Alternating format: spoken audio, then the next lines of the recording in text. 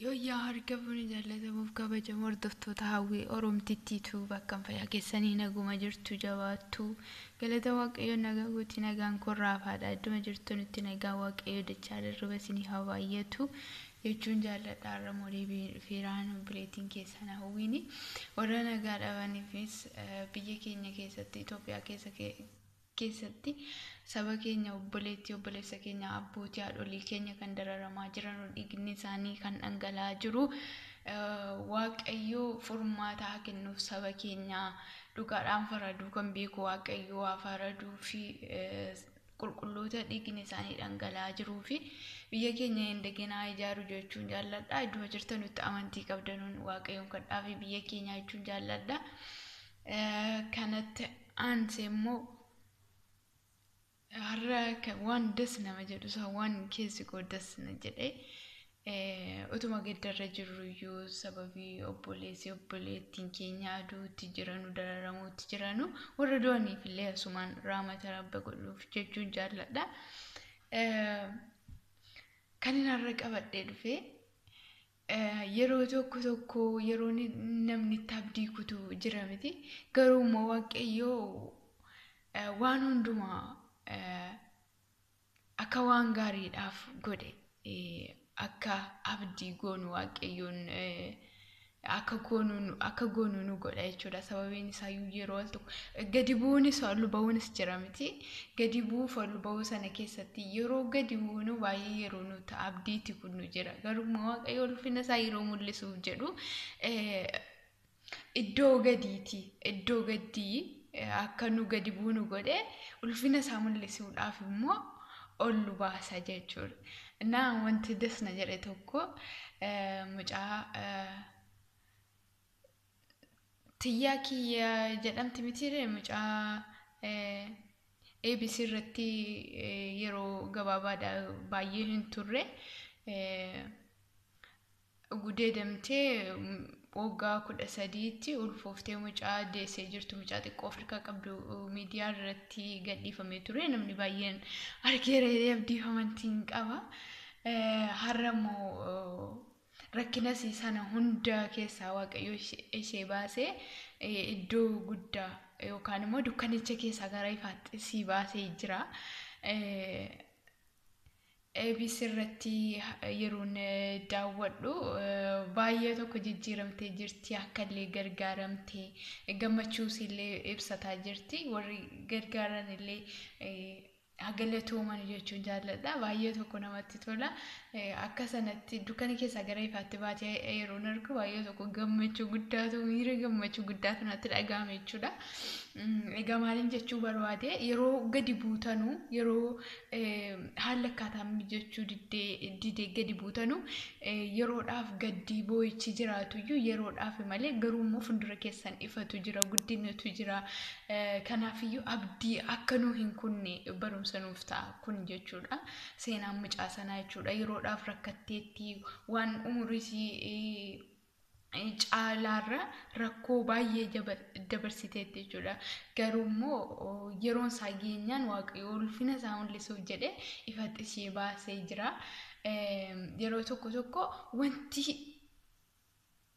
baay'atee rakkinni nurratti yoo baay'ate iddoo guddaatti ba'uudhaaf yeroo nu jennu rakkinatu baay'ata isa keessatti immoo obsa barbaachisa obsaan yoo yeroo sana dabarsine fuuldura keenya immoo ifatu jira ulfinatu jiru waan ta'eef akka nu abdiin kunne ishirraa kan nuti barannu abdii akka hin kunne rakkoo kamiin keessattiyyuu eessattiyyuu haa ta'u rakkoo kam keessattiyyuu abdii kutuu tokko malee borqanii biraati jenne bor ifatu jira kana keessatti hin hafu kuni kan zalaalamiiti miti yookaan immoo kan bara baraatii miti yeroodhaaf rakkinne akka nu isa keessa jiru rakkinicha sana tufanne isa keessa jiru rakkocha osoo hin taane ifa fuuldura keenya jiru akka nu ilaallu nu godha jechuudha. Mucaan isheellee abbaa haadha siitiin illee akka walitti araaramtee fi jaratti deebitee haala akkaataan mijeeffamee fi akkasiin maatiidhuma ishee biratti jireenya gaarii jiraattu barumsas itti fuuftu godhamaafii jira. Mucaan ishee illee akka bayeessatti akka ishiin guddattu godhamaafii jira jechuudha gargaarsi. Innaa maal seetan amma kan kana dubbadhee fi isinillee miidiyaa irratti waan ishiin dubbatte hundumaa hin dhaggeeffattu. Garuu immoo dhaggeeffachuu qofa osoo hin taane isheerra waan nuti barachuu qabnu seenaa ishiirraa yookaan rakkina ishiin dabarsitee keessatti mudannoo ishii mudate kana keessatti rakkoo baay'ee waan dabarsiteef isirra waan barachuu dandeenyu. Rakkattee turte abdii kuttee turte garuu immoo achi keessatti utuu hin hafin amma immoo rakkinicha keessaa baatee gara ulfinaatti gara ifaatti darbiteerti jechuudha. Nusi yeroo rakkoo nutti dhufu boru ulfinatu jira ifatu jira fuuldura koo har'a akka har'aa kanaa miti jennee abdii kutuu tokko malee waan hojjennu tokko yookaan immoo waan karoorsine tokko utuu abdiin kutin